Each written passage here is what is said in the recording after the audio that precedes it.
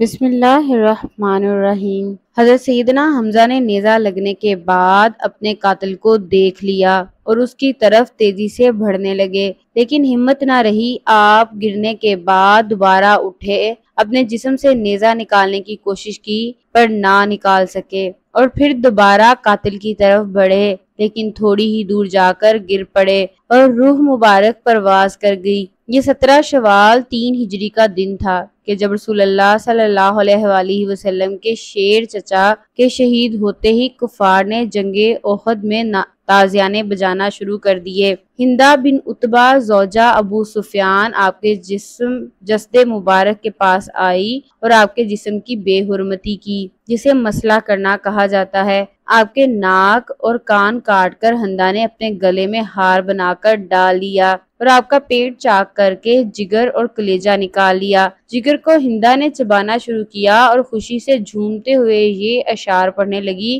ہم نے تم سے یوم بدر کا بدلہ لے لیا ہے، اور ایک جنگ کے بعد دوسری جنگ کے شعلے تو بھڑکتے ہی ہیں۔ مجھے اپنے باپ عقبہ کے قتل پر اور اپنے بھائی ولید اور چچا شیبہ اور بیٹے بکر مراد ہے حنظلہ کی جدائی پر صبر اور چین نہیں آتا تھا۔ آج میرا دل مطمئن ہو گیا ہے اور میں نے اپنی مانی ہوئی نظر پوری کر لی ہے۔ اے وحشی، تو نے میرے سینے کا غم دور کر دیا ہے اور میرے دکھوں کا مداوا مہیا کر دیا ہے۔ وحشی کے احسان کا شکر ساری عمر کے لیے میرے اوپر واجب ہو گیا ہے، جو میں ہمیشہ ادا کرتی رہوں گی، یہاں تک کہ میری ہڈیاں قبر میں گل سڑ جائیں۔ ناظرین گرامی، بغض، کینہ اور حسد سے بھری یہ ایک بدترین مثال تھی جو آج سے پہلے کبھی عربوں کی جنگوں میں نہ دیکھی گئی تھی۔ جنگ ختم ہوئی تو حضرت صلی اللہ علیہ وآلہ وسلم کو بتایا گیا کہ آپ کے چچا شہید ہو گئے ہیں۔ آپ تشریف لائے تو دیکھا کہ چچا کی لاش کے ٹکڑے میدان میں بکھرے پڑے ہیں۔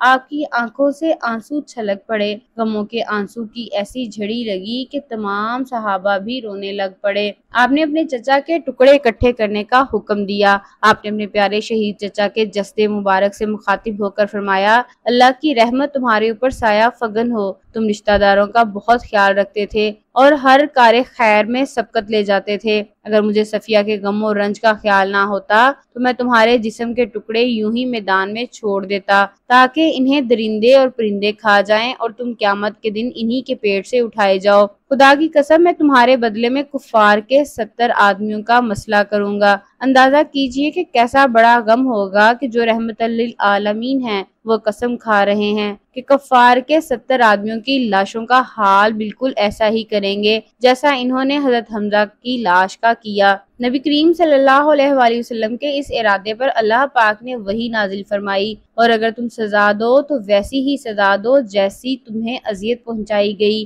اور اگر تم صبر کرو تو بلا شبہ صبر کرنے والوں کے لیے صبر ہی اچھا ہے، اور تم صبر کرو اور تمہارا صبر کرنا خاص اللہ کی توفیق سے ہے۔ امام ابن کثیر اور امام قرطبی اپنی تفسیروں میں لکھتے ہیں کہ اس آیت کے نزول کے بعد حضور اکرم صلی اللہ علیہ وآلہ وسلم نے اپنا یہ ارادہ ترک فرما دیا اور پھر قسم کا کفارہ ادا فرمایا۔ یہی نہیں بلکہ آپ نے اپنے صحابہ اکرام کو سختی سے اس بات سے منع کر دیا کہ لاش کے ٹکڑے کرنے ہرگز جائز نہیں ہیں، یہاں تک کہ کسی کتے کی لاش کے ٹکڑے کرنے بھی جائز نہیں ہیں۔ آپ کا دل بہت ہی غم زدہ تھا۔ اس موقع پر اللہ تعالیٰ نے آپ کو ہمت اور حوصلہ دیا۔ آپ نے فرمایا کہ مجھے حضرت جبرائیل علیہ السلام نے خوشخبری سنائی ہے کہ حضرت حمزہ بن عبد المطلب کو 7 آسمانوں پر جنت فردوس میں اللہ تعالیٰ اور اس کے رسول صلی اللہ علیہ وآلہ وسلم کا شعر لکھ دیا گیا ہے۔ حضرت حمزہ کی بہن حضرت صفیہ نے جب جنگ کی خبر سنی تو وہ مدینے سے جنگ احد کے مقام کی طرف روانہ ہوئیں،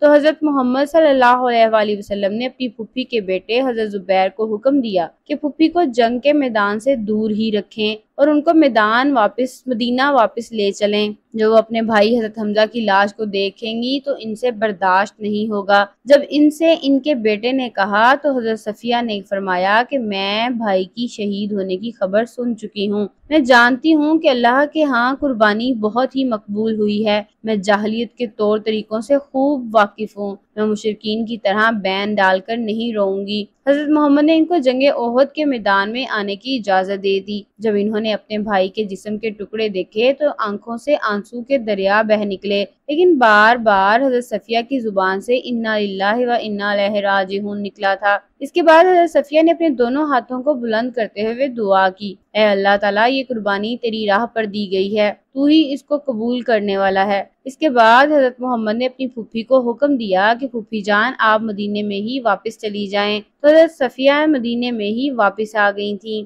حضرت حمزہ کے جسم کے ٹکڑوں کو اکٹھا کر کے کفن پہنا کر جنازے کے لیے رکھ دیا تھا۔ حضرت صفیہ نے اپنے بیٹے زبیر کو میدان احد سے جاتے ہوئے 2 چادریں دیتے ہوئے فرمایا کہ اپنے ماموں کے جسم کو اس میں ڈھانپ لینا۔ حضرت زبیر نے دیکھا کہ ایک انصاری صحابی شہید ہو گئے تھے۔ انہوں نے دیکھا کہ ان کے جسم پر جو لباس تھا وہ اتر گیا تھا۔ انہوں نے ایک چادر سے اپنے ماموں کو کفن دیا اور دوسری چادر سے اس انصاری کو کفن دے دیا تھا۔ اب جب جنازے پڑھائے گئے تو اس کے متعلق 2 طرح کی روایات ہیں۔ پہلی روایت تو یہ ہے کہ نبی کریم صلی اللہ علیہ وآلہ وسلم نے سب سے پہلے اپنے چچا کا جنازہ پڑھایا اور اس کے بعد ایک ایک کر کے تمام صحابہ کے جسد مبارک سامنے رکھ کر جنازے پڑھائے گئے، لیکن حضرت حمزہ کا جسم مبارک سامنے سے حضور اکرم صلی اللہ علیہ وآلہ وسلم نے نہ اٹھانے دیا۔ چونکہ حضرت حمزہ کو ملا کر کل 70 شہید ہوئے تھے، اس لیے حضرت حمزہ پر 70 بار نماز جنازہ پڑھی گئی۔ دوسری روایت ابن ماجہ کی حدیث نمبر 1502 ہے، جس میں حضرت ابن عباس فرماتے ہیں کہ غزوہ احد کے روز شہداء کو رسول اللہ کے پاس لایا گیا۔